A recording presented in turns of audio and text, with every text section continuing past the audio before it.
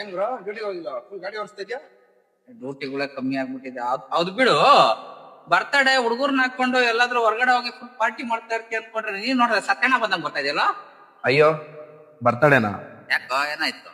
ಏನಂತ ಹೇಳಿ ಗುರು, ಜೀವನದಲ್ಲಿ ಏನಾದ್ರು ದಬಾಕ್ಬೇಕು ಅನ್ನೋದ್ರಲ್ಲಿ ಒಂದ್ ವರ್ಷ ಕಡಿಮೆ ಆಯ್ತು ಅಂತ ನಾನು ಬೇಜಾರ್ ಮಾಡ್ಕೋಬೇಕು, ನನ್ನವಳು ನನಗ್ ಸಿಕ್ಕಿದ್ದು ಇದೇ ವರ್ಷದಲ್ಲಿ ಅಂತ ನಾನು ಖುಷಿ ಪಡ್ಬೇಕು, ಒಂದು ಗೊತ್ತಾಗ್ತಾ ಇಲ್ಲ. ಏನಾದ್ರೂ ಸಾಧನೆ ಮಾಡ್ಬೇಕು ಅಂತ ಅನ್ಕೊಂತ ಇದ್ದೀನಿ. ಇವತ್ತಿನವರೆಗೂ ನಮ್ಮ ಅಪ್ಪ ಅಮ್ಮ ದುಡ್ಡು ಮೇಲೆ ಬದುಕ್ತಾ ಇದೀನಿ ಗುರು. ಅದೇ ಬೇಜಾರು ನನ್ಗೆ. ನಾನು ಓದಿದ ತಕ್ಕನಂಗೆ ಕೆಲ್ಸ ಸಿಗ್ತಾ ಇಲ್ಲ. ಕೆಲ್ಸ ಸಿಕ್ಕಿರೋದು ಯಾವ್ದು ನನಗೆ ಸೆಟ್ ಆಗ್ತಾ ಇಲ್ಲ. ದುಡಿದೆ ಹೋದ್ರೆ ಮನೇಲಿ ಬೆಲೆ ಕೊಡ್ತಾ ಇಲ್ಲ. ಏನ್ ಮಾಡ್ಬೇಕು ಒಂದು ಅರ್ಥ ಆಗ್ತಾ ಇಲ್ಲ.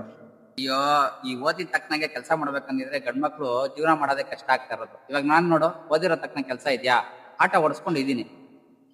ನಾವ್ ಏನ್ ಕೆಲಸ ಮಾಡ್ತಾ ಇದೀವೋ ಅದೇ ಕೆಲಸದಲ್ಲಿ ನಾವು ತೃಪ್ತಿ ಪಡ್ಬೇಕು.